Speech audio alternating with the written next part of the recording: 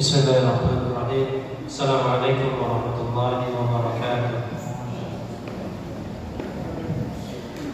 Alhamdulillahi ala ihsanihi wa syukru lahu ala tawfiqihi wa imtinanihi. Asyhadu an la ilaha illallah wahdahu la syarika lahu ta'ziman li sya'nihi wa asyhadu anna Muhammadan abduhu wa rasuluhu ad-da'i ila ridwanihi wa ala alihi wa sahbihi wa ikhwanihi wa ba'd. Kaum muslimin dan muslimat rahimani wa rahimakumullah ta'ala jami'an.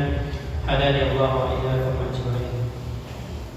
Kita lanjutkan kajian kita yang tadi qabla isya. Kita sebutkan bahwa bagusnya hati kita apabila hati kita memperbanyak mengingat kematian, dan buruknya hati kita dan rusaknya apabila hati kita jauh daripada mengingat kematian. Dengan memperbanyak mengingat kematian, kita pun berupaya untuk memperbaiki jiwa kita dengan membersihkannya dari berbagai macam kotoran dosa dan maksiat, serta kita pun menghiasi jiwa kita dengan memperbanyak ketaatan kepada Allah Azza wa Jalla dan beramal saleh. Kita lanjutkan. Senantiasa seorang hamba berada di dalam kebaikan selama dia memperhatikan posisinya di hadapan Allah Azza wa Jalla pada hari kiamat setelah kematiannya, dan di mana tempat kembalinya setelah kematiannya. Maka ini menunjukkan kalau kita ingin menjadi seorang hamba yang senantiasa di dalam kebaikan, maka ada dua hal yang perlu kita perhatikan. Yang pertama, bagaimana posisi kita di hadapan Allah pada hari kiamat. Yang kedua, di mana tempat kembali kita pada hari kiamat. Maka kalau kita memperhatikan dua hal ini, maka kita akan berupaya selama kita di dunia ini, sebelum kita wafat dan sebelum hari kiamat tiba, perbanyaklah ketaatan dan amal saleh. Maka dia akan selalu berada di dalam kebaikan-kebaikan. Sufyan bin Uyainah rahimahullah, ia berkata, "Masaltu nafsi fil jannah." Aku umpamakan diriku berada di dalam surga. Akulu thimaraha, aku makan buah-buahannya. Wa ashrabu min anhariha, dan aku minum dari sungai-sungainya. Wa a'aniku abkaraha, dan aku memeluk bidadari-bidadarinya. Berarti di sini Sufyan bin Uyainah rahimahullah, ia permisalkan dirinya tatkala berada di dalam surga. Yang pertama, dia makan buah-buahan surga. Yang kedua, dia minum dari sungai-sungai surga. Yang ketiga, dia memeluk bidadari-bidadari surga. Ini semuanya adalah kenikmatan-kenikmatan surga. Dan ini dia umpamakan tatkala dirinya berada di dalam surga. Kemudian apa kata Sufyan bin Uyainah? Summa masaltu nafsi fil nar. Kemudian aku permisalkan diriku berada di dalam neraka. Aku min zakumina, aku makan dari buah zakum, buah yang berasal dari neraka. Ini namanya buah zakum. Wa ashrabu min sadidiha, dan aku minum dari nanah neraka. Wa u'alidu salasinaha wa aghlalaha, dan aku berhadapan dengan rantai dan belenggu neraka. Jadi di sini Sufyan bin Uyainah memisalkan dirinya bagaimana pedihnya di dalam neraka.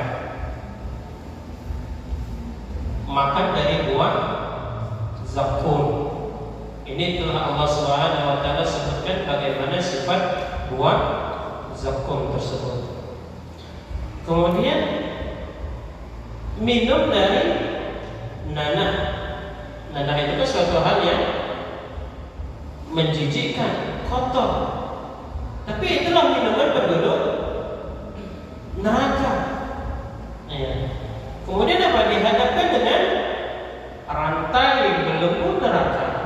Tentunya tidak sama dengan yang ada di dunia, walaupun namanya sama. Maka tatkala Sufyan bin Uyainah memisahkan antara kenikmatan kehidupan di surga dan di neraka, yang permisahkan dirinya, fakultu li nafsi. Maka Sufyan bin Uyainah ini pun berkata kepada dirinya, dia berkata kepada jiwanya, ai nafsi, wahai jiwaku, wahai diriku, ayu syai'in turidina, yang mana yang kau inginkan? Engkau ingin di neraka atau ingin di surga? Surga dengan kenikmatan-kenikmatannya, neraka dengan hukuman-hukumannya. Mana yang kau inginkan? Qala, ternyata jiwanya berkata, uridu an uradda ila dunya, aku ingin kembali ke dunia. Fa'amal salihan, kalau aku kiranya kembali ke dunia, aku akan beramal saleh. Kenapa jiwa kita ingin kembali ke dunia? Ingin beramal saleh? Jawabannya ada dua kemungkinan. Kemungkinan yang pertama, kalau kiranya dia pun masuk surga, bisa jadi surga itu kan bertingkat-tingkat, berderajat. Kalau masuk surga yang paling bawah gimana? Tentunya pengen yang utama, yang di atas. Tapi bisakah naik derajat yang tinggi? Kalau sudah wafat, tidak bisa. Makanya apa? Jiwanya pengen kembali ke dunia. Amal saleh, aku ingin beramal saleh. Kalau kiranya masuk neraka, kalaupun kiranya nanti setelah masuk neraka masuk surga, maka ada yang kurang dari apa yang diinginkan. Tidak tercapai cita-cita yang mulia, masuk surga tanpa melewati neraka. Maka apa yang diinginkan? Kembali ke dunia beramal saleh. Ini yang dikatakan oleh jawaban di dalam jiwa Sufyan bin Uyainah ketika Sufyan bin Uyainah bertanya, wahai jiwa, yang mana yang kau inginkan? Maka apa kata jiwanya? Ingin kembali ke dunia beramal saleh. Maka apa kata Sufyan bin Uyainah? Fa anti fil umniyati fa'mali. Wahai jiwa, engkau ini berada di angan-anganmu. Engkau ini masih berada di dunia, belum lagi meninggal, belum lagi berada di akhirat. Fa'mali, maka beramallah. Ini menjadi pelajaran bagi kita untuk memanfaatkan setiap waktu kita untuk beribadah kepada Allah Subhanahu wa ta'ala. Wa qul laha aidan, maka katakanlah kepada jiwa itu juga, ya nafs, wahai jiwa, in ana mittu faman alladhi yusalli anni ba'dal maut. Wahai jiwa, kalau kiranya aku ini telah meninggal, maka siapakah lagi yang akan sholat untukku setelah kematianku? Wa man sayasumu anni, siapakah yang akan berpuasa untukku? Wa man yatubu anni min dunubi wa tafriti, siapakah yang akan memintakan ampun dari dosa-dosaku dan kelalaianku? Maka ini menunjukkan bahwa pentingnya kita menasihati siapa? Jiwa kita. Tatkala jiwa kita ingin berbuat maksiat, ingin melakukan dosa, ingat, wahai jiwa, engkau kau itu tidak tahan di neraka. Perbaikilah sisa-sisa umur. Rabi bin Khuthaim, ia seorang tabi'in. Jadi Rabi bin Khuthaim ini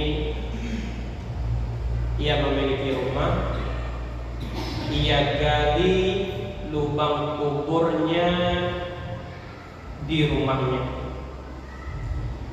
Tatkala Rabi bin Khuthaim merasa dirinya penuh dengan dosa, ia merasa dirinya kotor, ia pun masuk ke dalam lubang kubur yang telah dia gali. Dia berdiam diri di situ. Dia berbaring memikirkan. Ternyata tatkala ia berada di dalam lubang kubur yang dia gali, dia baca firman Allah Subhanahu wa taala berulang-ulang kali. Rabbirji'uni la'alli a'mal salihan fima taraktu. Rabbirji'uni, wahai Rabbku, kembalikan aku ke dunia. La'alli a'mal salihan, agar kiranya aku beramal saleh fima taraktu, yang telah aku tinggalkan, yang aku lalai darinya.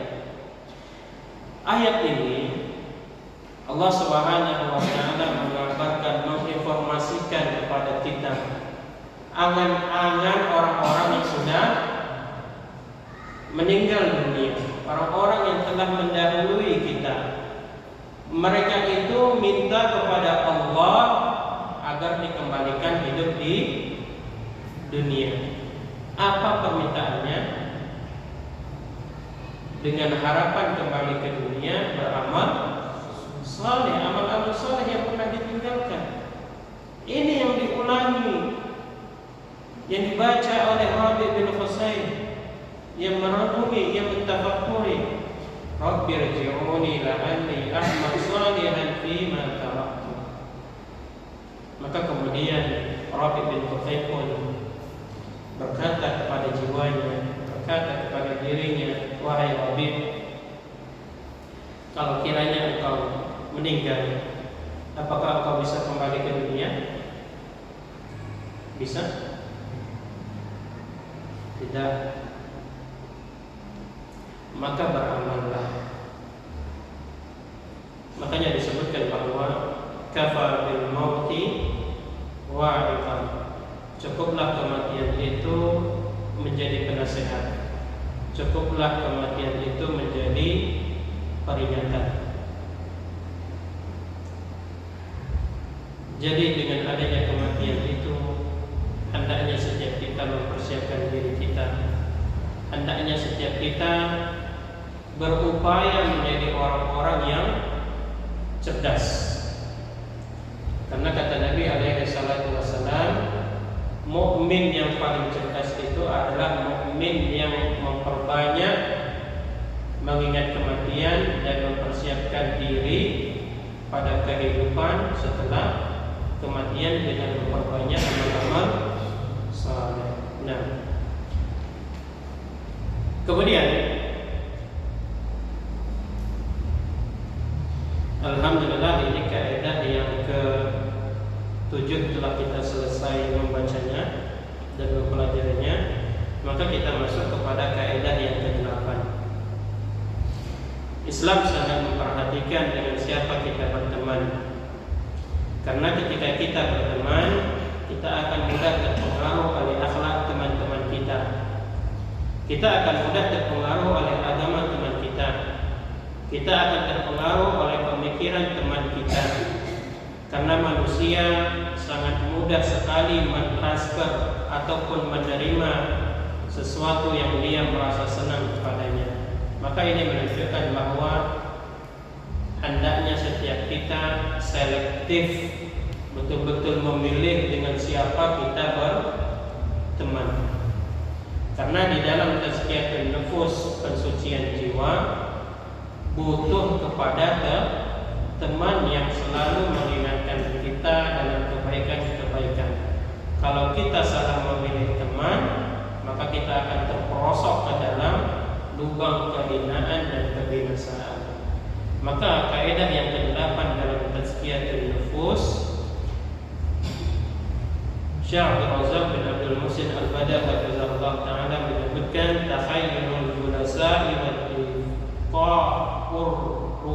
rufaqa, ya, selektif dalam memilih teman di dalam pergaulan. Allah Subhanahu wa taala berfirman, "Wasbir nafsaka ma'al ladzina yad'una rabbahum bil ghadati wal 'ashiyyi yuriduna wajhah wa la ta'du 'aynaka 'anhum turidu zinatal hayatid dunya wa la tuti' man aghfalna qalbahu 'an dzikrina wattaba'a hawa wa kana amruhu furta." Dan bersabarlah bersama dengan orang-orang yang berdoa kepada Rabb-Nya di waktu pagi dan petang, mereka menginginkan wajah Rabb-Nya.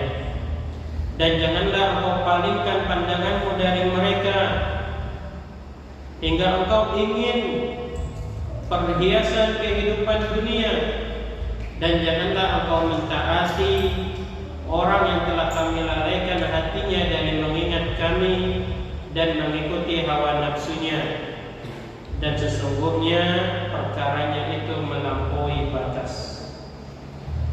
Syekh Abdul Rahman As-Sa'di rahimahullah, beliau menafsirkan ayat ini, fiha al-amru bi sahabatil akhyar. Ayat ini memerintahkan kepada setiap kita untuk berteman dengan orang-orang terbaik, untuk berteman dengan orang-orang pilihan. Siapa orang-orang terbaik, orang-orang pilihan tersebut? Mereka adalah orang-orang saleh. Wa mujahadatin nafsi ala suhbatihim wa mukhalatatihim. Dan kita juga diperintahkan untuk bersungguh-sungguh untuk berteman dengan mereka dan membersamai mereka. Wa in kanu fuqara, walaupun mereka itu fakir miskin. Fa inna fi suhbatihim min al-fawaid ma la yuhsa. Karena berteman dengan orang-orang terbaik, orang-orang pilihan, mereka orang-orang saleh, karena berteman dengan mereka banyak faedah-faedah yang tidak terhingga. Ada kerugian dengan berteman dengan orang-orang saleh? Enggak ada kerugian. Bahkan faedahnya sangat banyak, tidak terhitung. Walaupun orang saleh tersebut adalah orang miskin. Karena ukuran seseorang kita jadikan dia teman baik kita, teman pilihan kita, bukan dari sisi hartanya, tapi dari sisi ketakwaannya kepada Allah Subhanahu wa taala. Makanya apa? Ayat yang tadi kita dengar, yang kita baca itu adalah ayat perintah untuk kita berupaya berteman dengan orang-orang saleh. Bahkan kita diperintahkan untuk apa? Bersungguh-sungguh untuk membersamai mereka, karena dengan bersahabat dengan orang-orang saleh dapat mendatangkan banyak faedah kepada kita. Bahkan faedahnya itu tidak hanya 1, 2, 3, tak terhingga. Di antara faedah yang dikatakan oleh Umar bin Khattab radhiyallahu anhu, ma u'tiya al-'abdu ba'da al-islami ni'matan khairan min akhin salihin. Tidaklah seorang hamba itu diberikan suatu nikmat yang lebih utama setelah Islam, yaitu saudara teman yang saleh. Kita dapat hidayah Islam, ini adalah suatu kenikmatan yang agung. Setelah kita dapat hidayah Islam, nikmat agung selanjutnya adalah apa? Berteman dengan orang-orang saleh. Maka kata Umar bin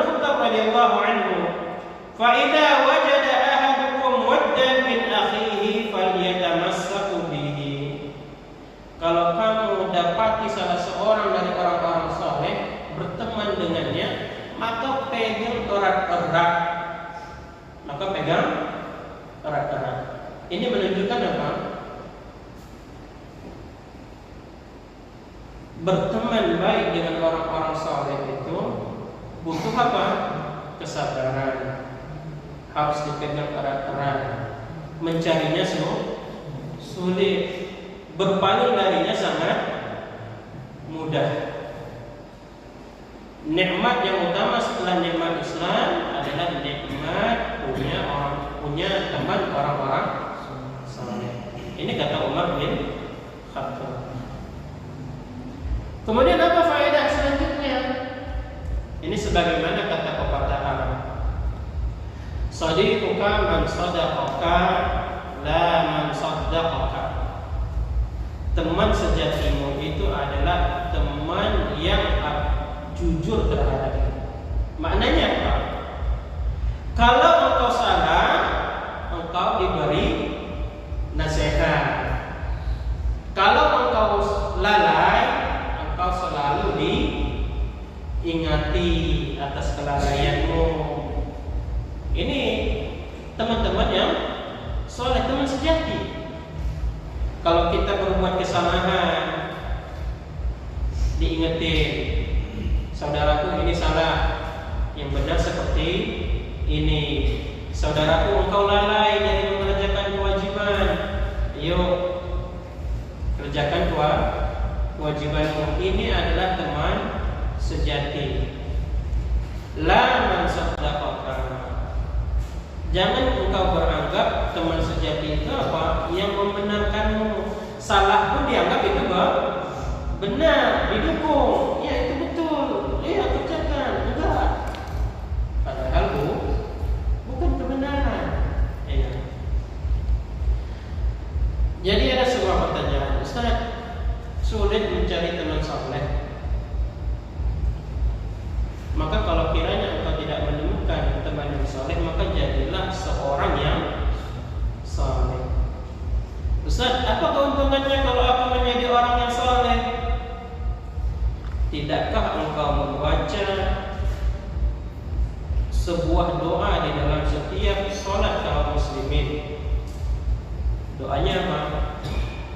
Tatkala kita tasyahud, selalu kita baca Assalamu alayna wa ala ibadillahi as-salihin. Keselamatan atas kami dan keselamatan atas hamba-hamba Allah yang saleh. Coba bayangkan, berapa juta kaum muslimin, berapa miliar. Dari sejak disyariatkan salat dengan tasyahud membaca doa Assalamu alayna wa ala ibadillahi salihin. Dan setiap negara, setiap wilayah kan berbeda itu waktu sholatnya. Dan setiap waktu kita didoakan kebaikan oleh orang-orang yang sholat. Beruntung atau merugi? Beruntung. Maka jadilah orang-orang saleh. Kenapa? Karena doa itu khusus untuk hamba-hamba Allah yang saleh. Assalamu alayna wa ala ibadillahi as-salihin. Dan Nabi sallallahu alaihi wasallam bersabda, "Ar-rajulu ala dini khalilih, falyanzur ahadukum man yukhalil." Seseorang itu berada di atas agama temannya. Maka hendaknya salah seorang dari kalian melihat dengan siapa dia berteman. Maka ini menunjukkan bahwa kita itu harus pandai milih siapa kita jadikan ke teman. Abu Sulaiman Al-Khattabi rahimahullah, ia mengatakan pada sabda Nabi sallallahu alaihi wasallam, "Al-mar'u 'ala dini khalil." Seseorang itu berada di atas agama temannya. Abu Sulaiman Al-Khattabi rahimahullah menjelaskan sabda Nabi sallallahu alaihi wasallam yang tadi, la tukhaliq illa man radita dinahu wa amanatahu. Ini dia. Jangan engkau berteman kecuali engkau itu beridho dengan agamanya dan sifat amanahnya. Maka dua dijadikan patokan di dalam bertemannya. Yang pertama apa? Bagus dia dalam menjalankan perintah agama. Yang kedua, dia punya sifat amanah. Terkadang ada orang yang kita lihat bagus dia dalam menjalankan ibadah, dia sholat 5 waktu, dia hadir di kajian majelis ilmu dan yang lain sebagainya. Namun satu yang kurang yang jadi masalah, tidak amanah. Maka ini menunjukkan bahwa kalau kita ingin menjadikan seseorang sebagai teman terbaik kita, maka pilih dua hal kriterianya. Yang pertama, bagus dia dalam menjalankan perkara agama. Yang kedua, dia amanah. Bagaimana lihat amanah seseorang? Ya, coba bermuamalah tentang uang, kelihatan. Coba bersafar dengannya. Kenapa? Gimana? Ya. Coba pinjamkan uang dengannya, maka akan terlihat. Coba bekerja dengannya, maka akan terlihat di mana dia amanah, menunaikan hak-hak orang-orang yang menjadi pekerjanya, maka akan terlihat. Maka ini menunjukkan bahwa kalau kita ingin jadikan seseorang teman, lihat di mana agamanya, kemudian lihat bagaimana amanahnya. Fa innaka idza khalaltahu qadaka ila dinihi wa madhhabihi. Karena kalau engkau berteman dengan seseorang, maka dipastikan engkau akan meneladani agamanya dan pemikirannya. Wala tugharrir bidinika, maka jangan engkau tertipu dengan agamanya. Maksudnya apa? Kita merasa aman ini kalau kita berteman dengan si fulan, enggak rusak agama kita. Ya kita tetap merasa saleh taat. Jangan kita tertipu, merasa aman. Ya, enggak apa-apa lah berteman dengan orang-orang jahat, orang-orang buruk gitu. Rupanya dia apa? Terpengaruh. Ya. Jangan kita merasa tertipu. Ya. Wala tufatir bi nafsika wa tufalil man laysa mardiyan fi dinihi wa madhhabihi.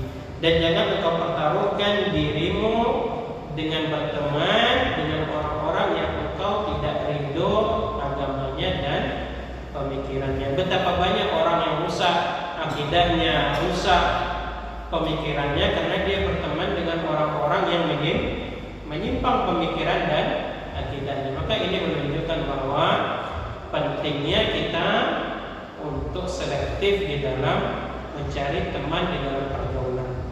Pepatah Arab mengatakan, as-sahibu sahibun. Yang namanya teman, yang namanya sahabat, dia itu menarik. Ya.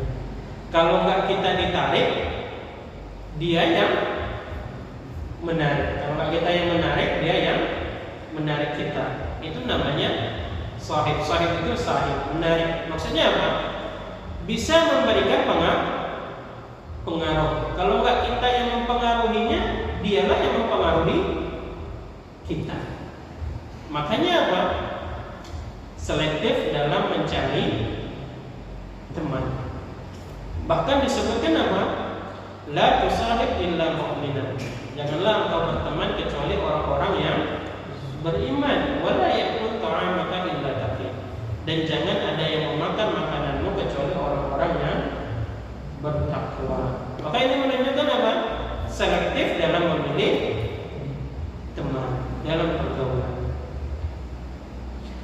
Oleh karena itu Ibnu Mas'ud radhiyallahu anhu beliau mengatakan, "Iktabirun nasa bi akhdanihim." Nilailah manusia itu dengan sahabat dekatnya. Jadi kalau kita ingin menilai seseorang, nggak usah jauh-jauh nilai dia. Nilai aja siapa dia lewat temannya itu. Ya. Fa innal mar'a la yuqadin illa man yujibu. Karena seseorang itu tidaklah berteman kecuali orang yang dia kagumi. Jadi kalau ingin melihat pribadi seseorang, karakter seseorang, lihat siapa kawannya. Karena ada sebuah istilah pepatah Arab, at-tuyuru ala ashkaliha taqa. Burung-burung itu akan hinggap dengan kawanan sejenisnya. Ya, itu dia. Makanya kalau kita punya Instagram, kan ada namanya followers ya, followers. Orang yang mengikuti dan yang kita ikuti. Maka biasanya situ terlihat siapa yang kita ikuti. Kalau kita ikuti pemain bola, berarti kepribadian kita, kecenderungan kita hobi bola. Kalau kita ikuti kajian-kajian, berarti kecenderungan kita apa? Ikuti kajian-kajian. Nah, siapa kalau artis-artis? Nah, itu nanti akan apa? Akan terklik sendiri itu. Mau tidak? Mau. Akan terklik sendiri. Akan kita ikuti sendiri. Kenapa? Karena sebagaimana kata Ibnu Mas'ud radhiyallahu anhu, fa innal mar'a la yukhadib illa man yujibu. Sesungguhnya seseorang itu tidak akan berteman kecuali siapa yang dia kagumi. Ya. Dan Nabi sallallahu alaihi wasallam bersabda, "Mathalul jalis as-salih was-su' kahamil al-miski wa nafiyatil kir." Nabi alaihi salatu wasallam memisalkan berteman dengan orang saleh dan berteman dengan orang buruk. Orang saleh diumpamakan sebagai penjual minyak wangi. Orang buruk diumpamakan dengan pandai besi. Ini di dalam hal pertemanan. Jadi hadis ini bukan bermaksud memuji para tukang minyak wangi. Jadi hadis ini juga tidak bermaksud mencela para orang-orang pandai besi. Jadi hadis ini bermaksud tentang apa? Permisalan.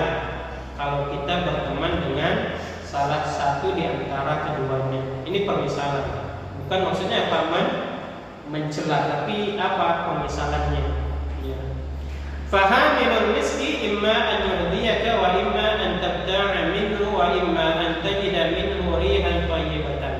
Ya, jadi kalau kita berteman dengan penjual minyak wangi, kemungkinannya kita akan diberi minyak wangi. Kita datang misalnya ke tukang minyak wangi. Apa nih minyak wangi terbaru ini? Oh, ini minyak wangi terbaru. Nah, cobalah kau cium. Udah pakai aja, oles saja, ya kan? Oles saja. Iya. Kalau sudah dioles, oh mungkin berapa harganya? Ya, kita akan beli wangi ya. Oke. Kalau kiranya kita nggak ada uang, ya paling tidak apa? Dapat aroma wanginya. Walaupun kita tidak diberi apa? Olesannya. Nah, kira-kira berteman dengan orang saleh rugi atau untung? Untung. Diumpamakan apa? Walaupun nggak diberi, walaupun nggak beli, minimal apa? Dapat aroma wangi. Kemudian Nabi SAW memisalkan apabila seseorang berteman dengan orang buruk. Wa nafiqul kir imma an yahriqa thiyabaka wa imma an tajida rihan khabithatan. Ya. Jadi kalau kita berteman dengan orang buruk, itu seperti kita berteman dengan pandai besi. Bisa jadi pakaian yang kau pakai di saat itu terbakar karena percikan api.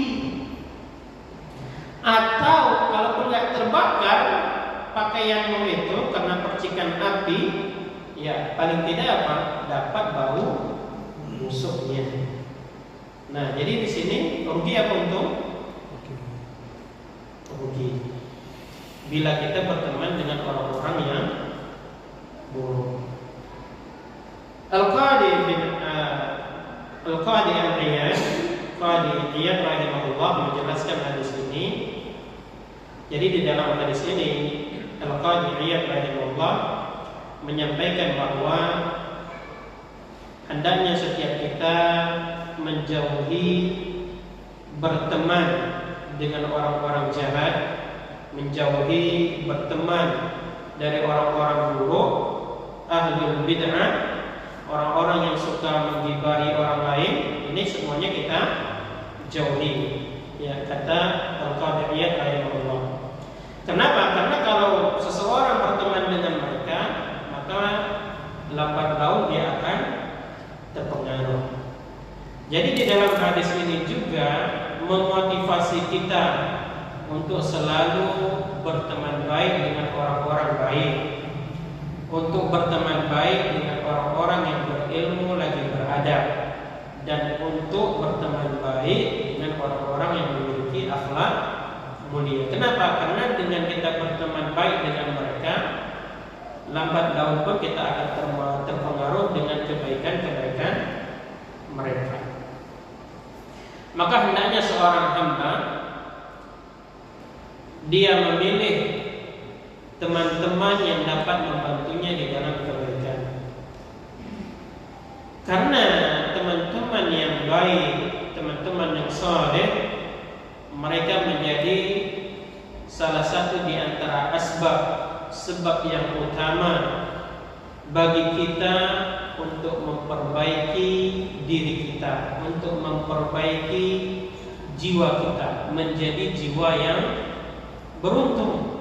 Kenapa? Karena dengan teman-teman yang saleh itu yang mengingatkan kita tatkala kita melakukan kemungkaran. Kemudian dengan teman-teman saleh itulah yang dia beramar ma'ruf terhadap kita. Ya, jadi teman-teman saleh ini fungsinya apa? Beramar ma'ruf nahi mungkar terhadap kita. Ini penting. Ya. Sehingga kita menjadi pribadi yang baik, suci jiwa kita. Dan hendaknya setiap kita menghindari berteman dengan orang-orang yang buruk, orang-orang yang dosa, karena berteman dengan mereka ini lebih parah daripada penyakit menular. Makanya ada sebuah ungkapan, su'ul khulqi yu'di. Akhlak yang buruk, berteman dengan orang yang buruk, yu'di, ini menular. Makanya apa? Kalau kita tahu sesuatu itu adalah penyakit menular, apa yang harus kita lakukan? Menjauhkan diri kita, ya, lari kita dari penyakit menular, kita lindungi diri kita. Ya, baik, demikian ikhwan dan akhwat rahimani wa rahimakumullah. Alhamdulillah dengan ini telah kita selesaikan dua kaidah di dalam pensucian jiwa. Yang pertama, hendaknya setiap kita memperbanyak mengingat kematian dan perjumpaan dengan Allah Ta'ala. Yang kedua, selektif dalam memilih teman pergaulan. Semoga Allah Subhanahu wa Ta'ala jadikan setiap jiwa-jiwa kita ini jiwa yang terhiasi dengan kebaikan-kebaikan dan dijauhkan dari setiap keburukan-keburukan. Subhanakallahumma wa bihamdika asyhadu an la ilaha illa anta astaghfiruka wa atubu ilaik. Wassallallahu ala nabiyyina Muhammad. Wassalamu alaikum.